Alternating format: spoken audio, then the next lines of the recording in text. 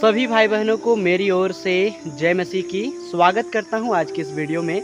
मेरे दोस्त, आज मैं आप सभी को निर्गमन से कुछ बातों को बतलाने वाला हूं। वो कौन सी बातें हैं मेरे दोस्त? वो बातें हैं जब परमेश्वर ने इस्राएली लोगों को मिस्र के गुलामी से छुड़ाकर बाहर लाया था। मेरे दोस्त, सबसे पहले परमेश्वर ने मूसा को चुना और मूसा को कहा तुम ही जाओगे और मेरे लोगों को वहां से छुड़ा कर लाओगे। और मूसा ने कहा मैं कैसे जा सकता हूँ, क्योंकि मैं तो बोलने में भद्दा हूँ। उसके बाद परमेश्वर ने उसके भाई हारून को चुना और दोनों कोई फिरौन के पास गए मिस्र देश, और वहां पे बतलाया कि मेरे लोगों को जाने दे। परमेश्वर का ये आज्ञा है, परमेश्वर ने ऐसा कहा है कि मेरे लोगों को जाने दे। तो फिरौन कहता है मैं नहीं जानता किसी यहोवा को, मैं नहीं जानता हूँ तुम्हारे परमेश्वर को, मैं नहीं जाने दूंगा। फिरौन इनकार करता है। तो पहला चमत्कार जो मूसा करता है वो लाठी को सांप बनाना। तो जब फिरौन देखता है तो उसके भी जो जादूगर होते हैं वो भी वैसा ही करके दिखाते हैं। उसके बाद ये काम ऐसा ही चलते जाता है और प्रतिदिन जब परमेश्वर कुछ नया चमत्कार दिखाता था तो फिरौन का मन जो है वो और कठोर हो जाता था। और उसके बाद से करते गया, कभी टिड्डियों का आक्रमण, कभी मेंढकों का आक्रमण, और इस तरह से परमेश्वर अद्भुत काम करते गया ताकि फिरौन जाने कि परमेश्वर महान है ना। लेकिन फिरौन का मन जो है वो कठोर होता चला गया। लेकिन जब परमेश्वर ने कहा कि मैं अब पूरे मिस्र देश के जितने जेठे हैं, जानवर हो चाहे मनुष्य के बच्चे, यानी सबसे बड़ा बेटा या बेटी, उनको मैं मार दूंगा, है ना। तो जो जेठे हैं उनको मैं मार दूंगा। और जब परमेश्वर ऐसा करता है तब जो फिरौन होता है वो इस्राएली लोगों को जाने देता है। उसी रात में जाने देता है जिस रात उसका जेठा पुत्र मर जाता है। और उस दिन पूरा हाहाकार मच जाता है पूरे मिस्र देश में।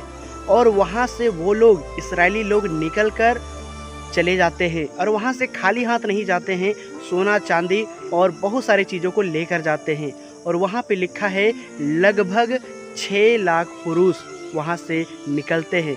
तो सोच के देखिए, सिर्फ पुरुषों की गिनती 6 लाख था। तो सोच के देखिए टोटल बच्चे भी होंगे, स्त्रियाँ भी होंगे, मतलब कि 10 लाख से भी अधिक उतने लोग वहाँ से निकले। और उसका लीडर कौन था? मूसा। सोच के देखिए इतना बड़ा झुंड को लीडिंग करना वो कितना बड़ा कठिन काम है। अरे भाई और बहनों, उसके बाद परमेश्वर ने जैसा जैसा मूसा को कहा, मूसा ने और हारून ने वैसे ही इजरायली लोगों को कहा और वे वैसे ही मानते चले गए। और मूसा के बताने के द्वारा वो लोग चलते गए।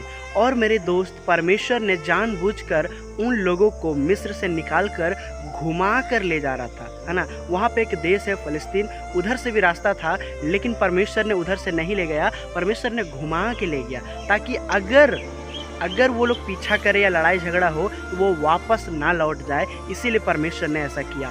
और जब वे लोग लाल समुद्र के पास पहुंच गए तो वहाँ पे वो लोग रुक गए, क्योंकि आगे रास्ता बंद था, आगे समुद्र था। तो वहाँ पे एक महान और बहुत बड़ा चमत्कार होता है परमेश्वर के द्वारा।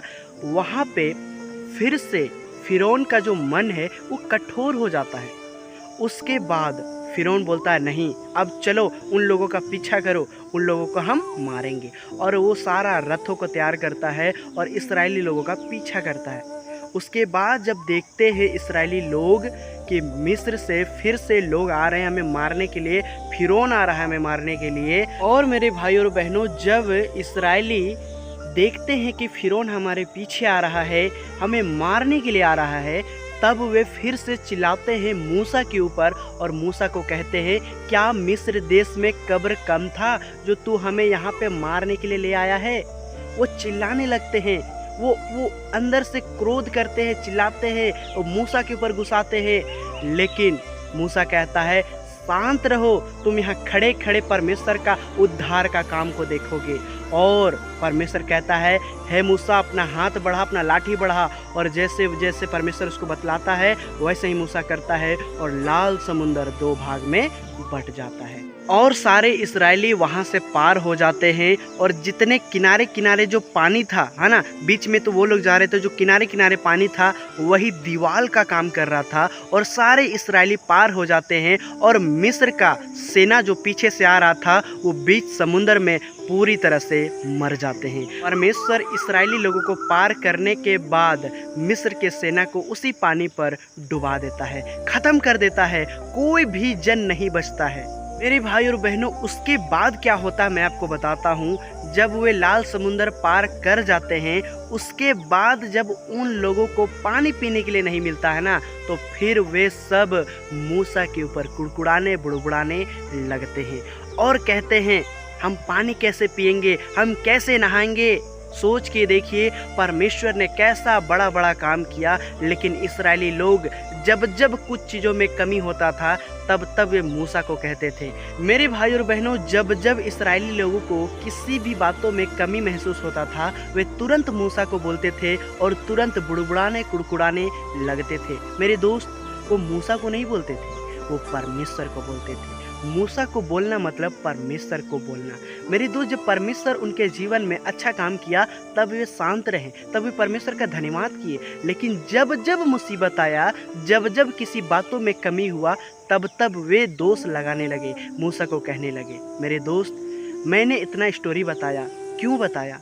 इसीलिए बताया मेरे दोस्त, क्योंकि आज भी मसीही समाज में ऐसे लोग पाए जाते हैं।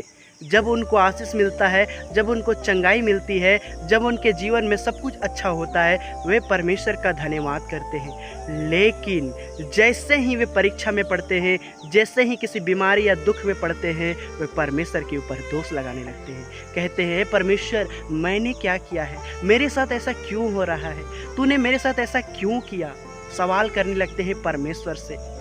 मेरे दोस्त, आप कभी भी परमेश्वर को सवाल ना करें।